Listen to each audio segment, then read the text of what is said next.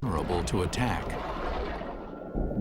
The sharks would have been pretty much like modern sharks in that they would have attacked young animals, injured animals, sick animals, things like that. With ginsus constantly on the prowl, juvenile mosasaurs are tempting targets.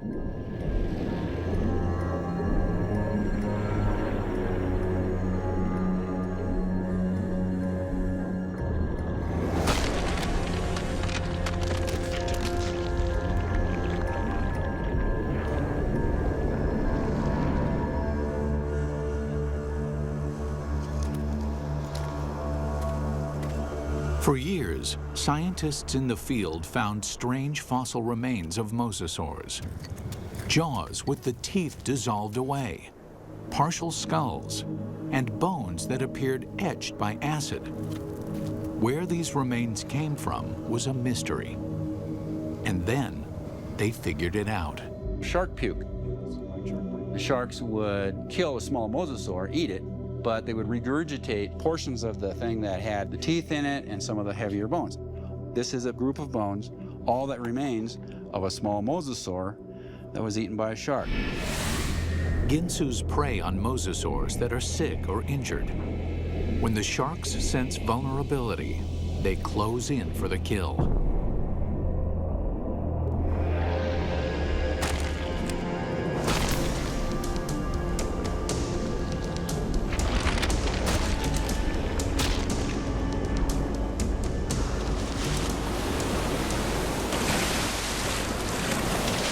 Sharks provide a good example of the feeding frenzy. When the smell of blood hits the water, all bets are off.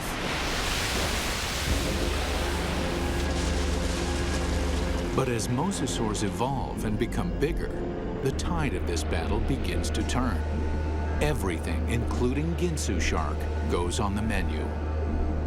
A shark might be swimming around and trying to feed on a school of fish or other prey, and this mosasaur comes up behind him and grabbed it before the shark or the other prey knew what was happening and takes him and kind of swallows him in one gulp.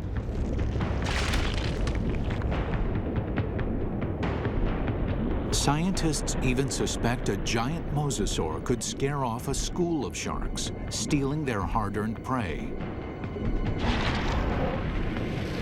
Without the skills to compete with mosasaurs, the ginsu's reign as the ocean's top predator is over. Although the ginsu shark ruled for 15 million years, it took mosasaurs only 5 million years to wipe them out. With no place to hide and nothing left to eat, the megashark goes extinct.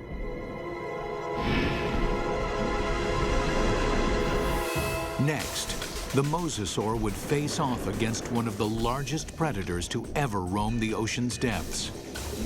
These aquatic reptiles had reigned for over 100 million years, and they weren't about to give up.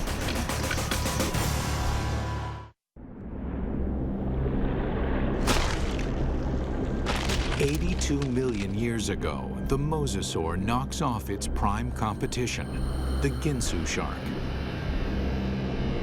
But with this adversary gone, mosasaur isn't the only megabeast left standing. It faces a group of giant, lethal predators with an equally bad attitude: the plesiosaurs. The short-necked plesiosaur looks like a dolphin from hell. Growing to lengths of over 15 feet, it sports a long bill filled with needle-sharp teeth. The long-necked plesiosaur has a body the size of an elephant with a 2-ton, 25-foot neck. This creature's massive size makes it nearly invulnerable to attack. Mosasaur has its work cut out for it. Two nasty enemies with two very different hunting styles. The short necks are fast and furious. They're basically going to chase a fish down. It's a high-speed race. The long necks have a secret weapon. These are sort of the stealth fighters of the Cretaceous. They've got a neck several times the length of the rest of the body, and they can literally surprise a school of fish because the head gets there so far in front of the rest of the body that the fish haven't really cued in that it's there yet.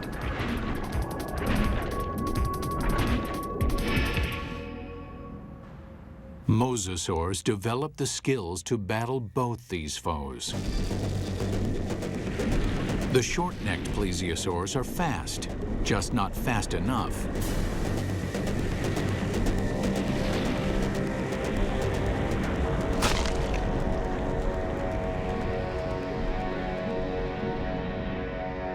At over 40 feet, long-necked plesiosaurs use their size to scare off attackers.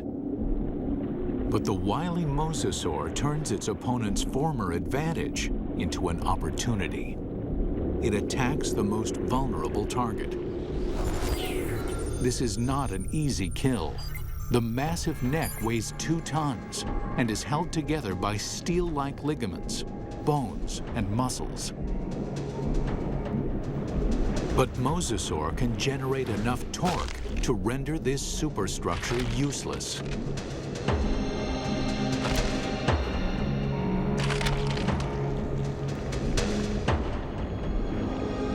Faced with extinction, the plesiosaurs change their hunting strategy. They find a way to coexist by getting out while the going is good, migrating to seas where there are fewer mosasaurs. Mosasaurs are the most successful predators to ever live in the ocean.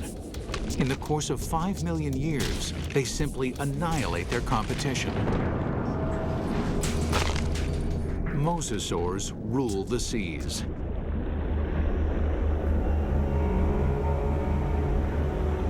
But it is lonely at the top. Like many apex predators, mosasaurs are solitary creatures. The only reason they seek other mosasaurs is to breed. When it comes to mating, scientists base mosasaur behavior on today's monitor lizards. And it's usually the male trying to drive the female out of his territory after mating has happened. So you talk about a short honeymoon, and they will occasionally sort of swim up and give, if you will, a love bite to the female that says, time for you to go. This kind of aggressive behavior doesn't just play out during mating season. As mosasaurs become the dominant ocean species, an uncivil war begins. We've got the fossil evidence that shows that mosasaurs killed other mosasaurs, and they didn't eat them. I mean, it wasn't for food. Like many top species, once mosasaurs tame their world, they turn on each other. This will to kill would have been unstoppable. And where there is a will, there is a way. It is time to remake a monster.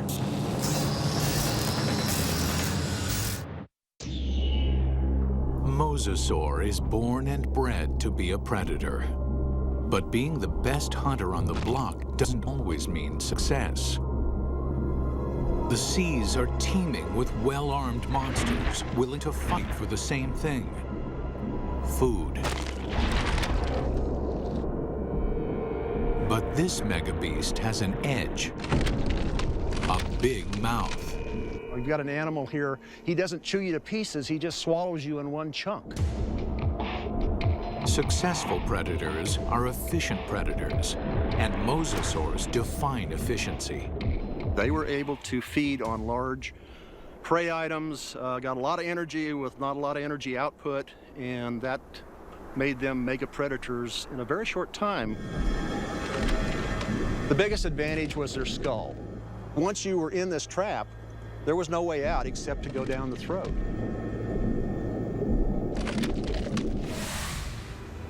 If you look at the teeth, they're used for subduing the prey, not for chewing. In fact, a mosasaur didn't chew its food. It tried to swallow the biggest pieces possible. You might say it had bad table manners. If you look at a modern-day Komodo dragon, they do the same thing. They might take a whole goat leg and try to swallow it all in one bite. Well, a Komodo dragon can get away with this because they're terrestrial. So there's 1.5 feet, 2 feet of goat leg sticking out the front of their mouth. they just slap their face into the ground and try to push it in their mouth.